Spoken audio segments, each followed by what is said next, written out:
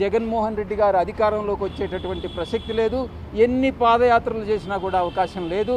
ఆయనకి ఒక రాజకీయ ప్రణాళికాబద్ధంగా ముందుకెళ్తేనే ఆయన తిరిగి అధికారంలోకి వచ్చేటటువంటి అవకాశం ఉంటుంది.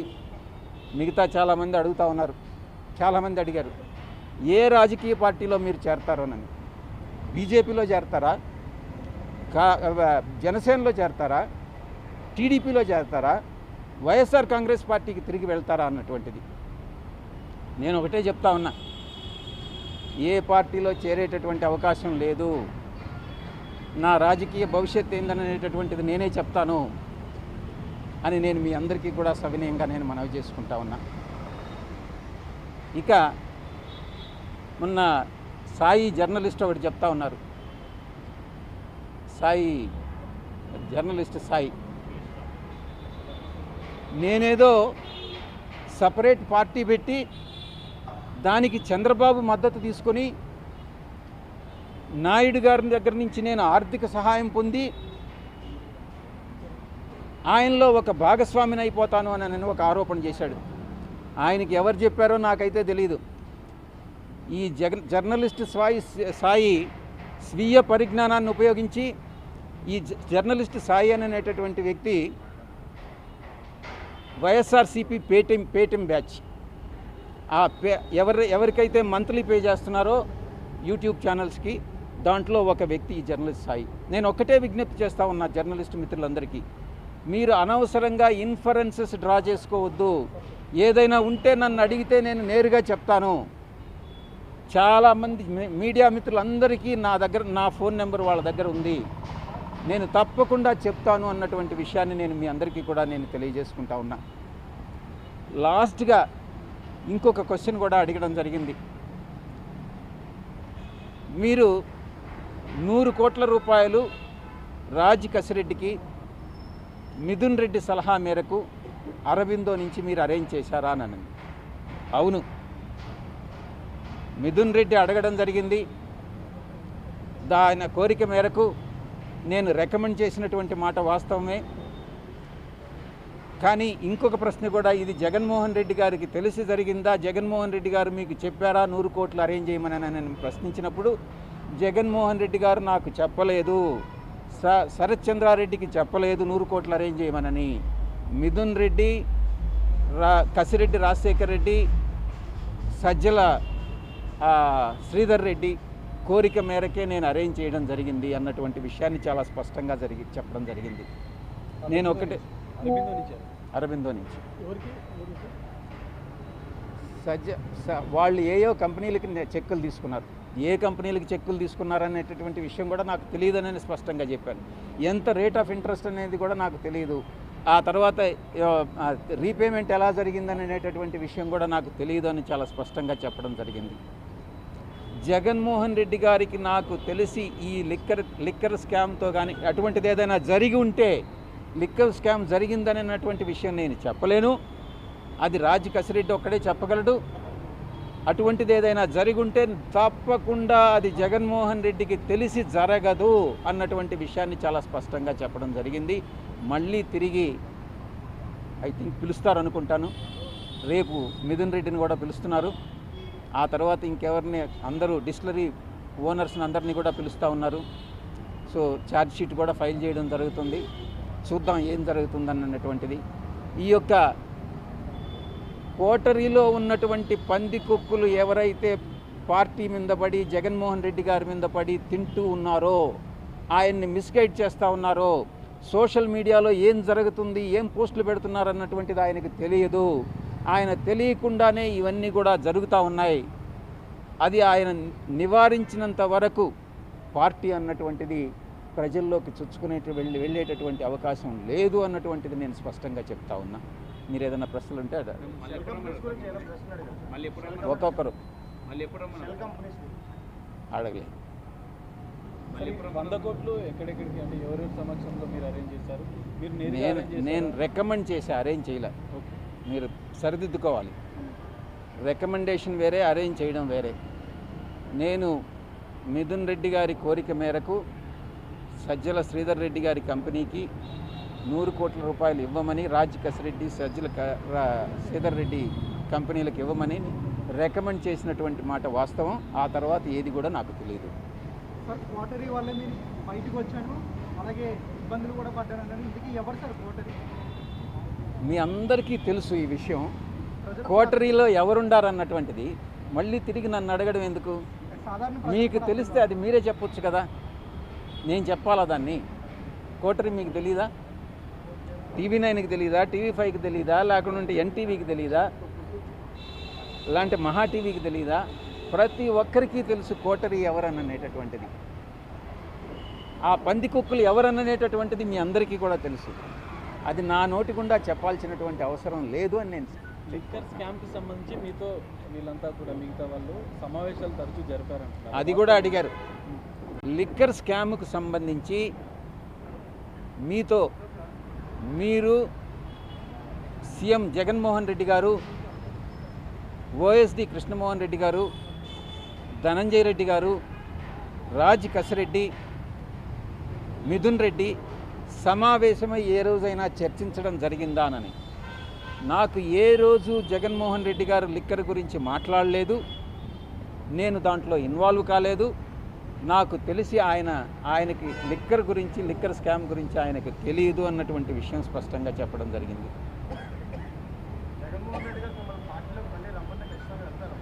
మీకేమన్నా చెప్పి పంపించారా? అటువంటి ప్రపోజల్ ఏదన్నా ఉంటే వచ్చిన తర్వాత ఆలోచించాలి, కానీ దాని గురించి ఇప్పుడు ఆలోచించడం దేనికి? త్వరలో వస్తూ అంటున్నారు సార్, అంటే రాజకీయాలకు యాక్టివ్ వస్తూ అంటున్నారు సార్. అలాగని ఏ పార్టీలోకి పోయే ఉద్దేశం లేదంటున్నారు సార్. అంటే ఎలా ఉండబోతుంది నేను రంగ ప్రవేశం? మీడియా మిత్రులు, సోషల్ మీడియాలో అందరూ కూడా ప్రచారం చేస్తున్నారు, నేను బీజేపీలో చేరిపోతానని. మీరే చెప్తున్నారు చంద్రబాబు నాయుడు గారు అడ్డుకుంటున్నారు, జగన్మోహన్ రెడ్డి గారు బీజేపీలో పానీయకుండా అడ్డుకుంటున్నారు అని అనేటటువంటిది. దీంట్లో ఏది యథార్థం, ఏది యథార్థం కాదు? నేను బీజేపీలో చేరాలనుకుంటున్నానా, చంద్రబాబు గారు అడ్డుకున్నారా, లేకుంటే జగన్మోహన్ రెడ్డి గారు అడ్డుకున్నారా అన్నటువంటి విషయం నాకైతే తెలియదు. నాకైతే బీజేపీ నాయకత్వం ఏ రోజు నేను చేరతానని నేను అడగలేదు, వాళ్ళు చేరొద్దు అని నాకు చెప్పలేదు. నేను 1 సంవత్సర కాలం దూరంగా ఉండదలుచుకున్నాను. 25 సంవత్సర కాలం పూర్తవుతుంది.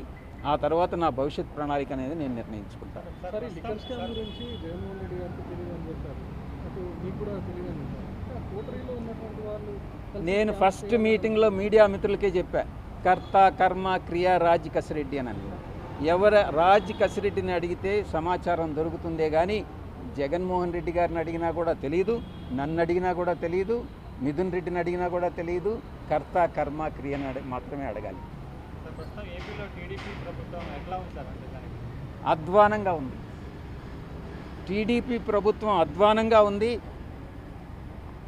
పక్షపాత ధోరణి, కుల వివక్షత, అసమర్థత, వీటికన్నిటితో కలిపి ప్రజలలో ఉన్నటువంటి అసంతృప్తి, ఇవన్నీ తెలుగుదేశం పార్టీ, చంద్రబాబు నాయుడు గారు ఒక సీనియర్ లీడర్, ఆయన అర్థం చేసుకుని ఆయన రెక్టిఫై చేసుకుంటే బహుశా అధికారంలో కొనసాగుతారేమో కానీ లేకుంటే ఆయన అధికారంలోకి తిరిగి వచ్చేటటువంటి అవకాశమే లేదు.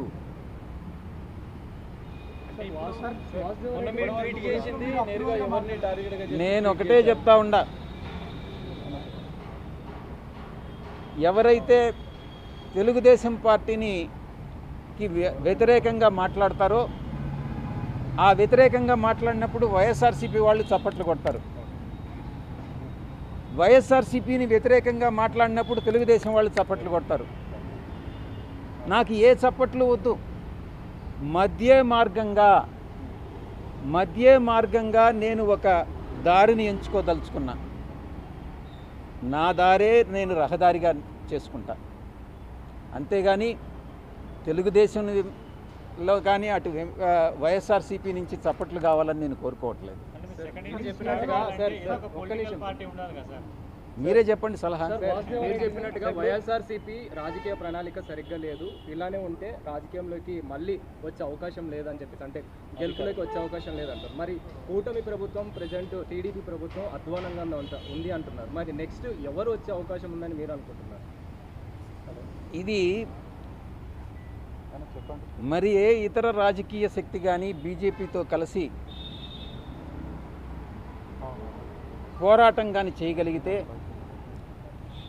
నరేంద్ర మోడీ గారు ఈరోజు ప్రపంచంలోనే ఒక మంచి ఉత్తమ ప్రధానిగా అటు దేశీయంగా కానీ అంతర్జాతీయంగా కానీ ప్రతి ఒక్క విషయంలో కూడా ఆయన చాలా చాలా చాలా సమర్థవంతంగా ఆయన హ్యాండిల్ చేస్తూ ఉన్నారు.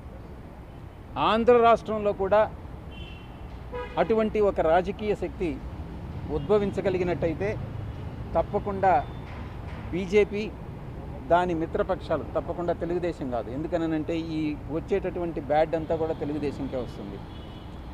అవకాశం ఉంది అని నేను భావిస్తా ఉన్నా వ్యక్తిగతంగా. అవకాశం ఉంది అని అంటే రేపు రాజకీయ మీ రంగ ప్రవేశం దాంట్లో జరిగే అవకాశం ఉంది. మీరు ఇన్ఫరెన్స్ డ్రా చేసుకుంటే నేనేం చేయగలను? నేను ఈ మాట చెప్తా ఉంటే ఆ మహాతల్లి నవ్వుతా ఉంది. ఏమ్మా మోడీని నవ్వుతా ఉండవు, నేను చూస్తా ఉన్నా. ప్రధాని మోడీని ఆయన అభినందిస్తూ మాట్లాడుతున్నా, పొగుడుతూ మాట్లాడుతున్నా, అంటే మంచి ప్రధాని అని చెప్పేసి కూడా పాజిటివ్గా మాట్లాడుతున్నారు. నేనే కాదు దేశంలో చాలా మెజారిటీ ప్రజలందరూ కూడా ప్రధాని మోడీ గారిని అభినందిస్తూ ఉన్నారు. ఆహ్వానిస్తే వెళ్తారా దాన్ని? ఇప్పుడు ఏదో ఊహించుకోవడం ఎందుకు? ఒక హైపోథెటికల్గా ఏదైనా వచ్చినప్పుడు చూద్దాం. చంద్రబాబు గారు మీరు అనుకున్నట్టుగా జగన్మోహన్ రెడ్డి గారు ఆహ్వానిస్తారా, చంద్రబాబు గారు ఆహ్వానిస్తారా, పవన్ కళ్యాణ్ గారు ఆహ్వానిస్తారా, లేకుంటే బీజేపీ ఆహ్వానిస్తుందా, లేకుంటే కాంగ్రెస్ పార్టీ ఆహ్వానిస్తుందా, లేకుంటే కమ్యూనిస్టులు ఆహ్వానిస్తారా? వెయిట్ చేసి చూద్దాం, తొందర ఎందుకు?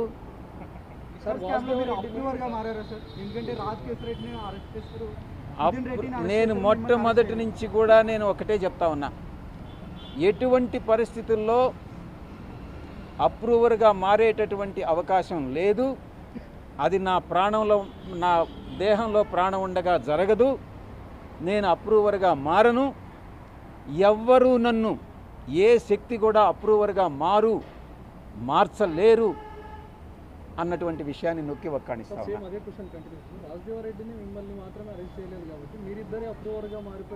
44 మంది అక్యూజ్డ్లో ఎంతమంది అరెస్ట్ అయ్యారు? 15 మంది. అంటే ఇంచుమించు 30 మంది అప్రూవర్గా మారారా? చెప్పండి మీరే. నన్ను ఎందుకు అరెస్ట్ చేయలేదు అని అంటే నాకు వ్యతిరేకంగా ఏ సాక్ష్యాధారాలు లేవు. నేను లిక్కర్ స్కామ్లో ఇన్వాల్వ్ కాలేదు. అటువంటిది ఏదైనా ఉంటే, నేను కానీ లిక్కర్ స్కామ్లో అటువంటిది ఉంటే, నేను ఇన్వాల్వ్ అయి ఉంటే తప్పకుండా నన్ను అరెస్ట్ చేసి ఉండేవాళ్ళు. Thank you very much. మీరే చెప్తున్నారు ఈ కేసులో 30 మంది పైగా ఉన్నారని, మిమ్మల్ని మాత్రమే ఈడీ ఎందుకు పిలిచింది? అసలు మిథున్ రెడ్డి నన్ను అక్కడ అక్యూజ్డ్ 5 కింద చేర్చారు కాబట్టి ఆ సిట్ ఏదైతే చెప్పిందో ఒక రిపోర్ట్ ఇచ్చింది, నేనేదో డబ్బులు దోచుకున్నానని. చంద్రబాబు ప్రభుత్వంలో ఉన్నటువంటి ఆ సిట్ వేసినటువంటి సిట్ మనీ లాండరింగ్ కింద ఇన్వెస్టిగేట్ చేయాలి కదా, ఆ ప్రాపర్టీస్ నాయా కాదా తెలుసుకోవాలి కదా. అందుకే చంద్రబాబు గారి ప్రభుత్వం ఒక దుష్ట ప్రభుత్వం, అసమర్థ ప్రభుత్వం అని నేను విమర్శిస్తున్నాను ఈరోజు. అని అంటే నా మీదనే చంద్రబాబు గారి ప్రభుత్వం అసంబద్ధమైనటువంటి ఆరోపణలు చేసింది కాబట్టే ఒక రిటర్న్ రిపోర్ట్ ఇచ్చింది ఈడీకి. నేనేదో విశాఖపట్నంలో ఆస్తులు దోచుకున్నానని నేను ఛాలెంజ్ చేస్తూ ఉన్నా, సిట్ని ఛాలెంజ్ చేస్తూ ఉన్నా. ఈరోజు ప్రూవ్ చేయండి ఆ ఆస్తులు నావే, ఆస్తులకి సోర్స్ ఎక్కడి నుంచి వచ్చింది, నావని కానీ ప్రూవ్ చేస్తే మీరు ఏం చేయమంటే అది చేస్తానని నేను ఈ యొక్క పత్రికాముఖంగా నేను వెల్లడిస్తూ ఉన్నా. సిట్ చీఫ్కి ఛాలెంజ్ చేస్తున్నాను, చంద్రబాబు నాయుడు గారికి ఛాలెంజ్ చేస్తున్నాను. మీరు ఏం చేసుకుంటారో మీరు చేసుకోండి, మీరు ప్రూవ్ చేయండి.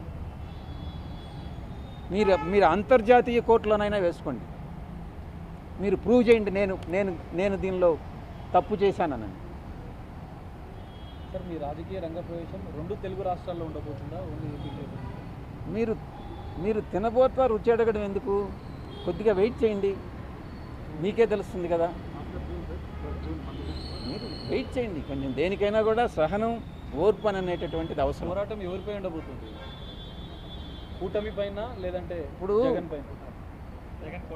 నేను ఒకటే చెప్తున్నా, కాంగ్రెస్ పార్టీ చేసినటువంటి తప్పు అదే. ఎప్పుడైనా ప్రతిపక్షంలో ఉన్నప్పుడు అధికార పక్షాన్ని విమర్శించాలి. అంతేగాని ఒక ప్రతిపక్షం ఇంకొక ప్రతిపక్షాన్ని విమర్శిస్తే ఆ యొక్క విమర్శకి అర్థం ఉండదు. ఈరోజు ఆంధ్ర రాష్ట్రంలో అధికార పక్షం, ప్రతిపక్షం అన్నటువంటిది చాలామంది చెప్తా ఉన్నారు. సమర్థవంతంగా ప్రతిపక్షం అన్నటువంటిది ప్రభుత్వాన్ని నిలదీయలేకుండా ఉంది అన్నటువంటి విషయం. కాబట్టి నేను ఈరోజు పత్రికాముఖంగానే విమర్శిస్తున్నాను. వ్యక్తిగతంగా విమర్శించట్లే. ప్రభుత్వం అసమర్థ ప్రభుత్వం, కక్షపూరితమైనటువంటి ప్రభుత్వం, కులతత్వాన్ని పెంచి పోషిస్తున్నటువంటి ప్రభుత్వం అని పదే పదే నేను నొక్కి వక్కాణిస్తూ ఉన్నా. మొన్న చేసిన ట్వీట్ ఎవరిని టార్గెట్గా చేస్తుంది? ఈ ట్వీట్ ఎవరిని ఉద్దేశించి చేసింది కాదు. ప్రతి రాజకీయ పార్టీకి, ప్రతి రాజకీయ నాయకుడికి ఈ యొక్క ట్వీట్ అప్లై అవుతుంది. అది తెలుగుదేశం కావచ్చు. ఎందుకనంటే బీజేపీలో వంశపారంపర్య తత్వం లేదు, ఆనవాయితీ లేదు. కాంగ్రెస్లో ఉంది, తెలుగుదేశంలో ఉంది, వైఎస్ఆర్సీపీలో ఉంది, కమ్యూనిస్టుల్లో లేదు. ఏ రాజకీయ పార్టీల్లో అయితే ఈ యొక్క వంశపారంపర్య సాంప్రదాయం అన్నటువంటిది ఉందో అక్కడ పార్టీ అధ్యక్షుడికి చెంచాగిరి చేసేటటువంటి కోటరీలు ఎక్కువ ఉంటాయి. వాళ్ళకి ఇది అప్లై అవుతుంది, వాళ్ళందరికీ అప్లై అవుతుంది. ఎవరినో ఉద్దేశించి ఈ ట్వీట్ పెట్టింది కాదు అని నేను మనవి చేసుకుంటా ఉన్నాను. Thank you very much.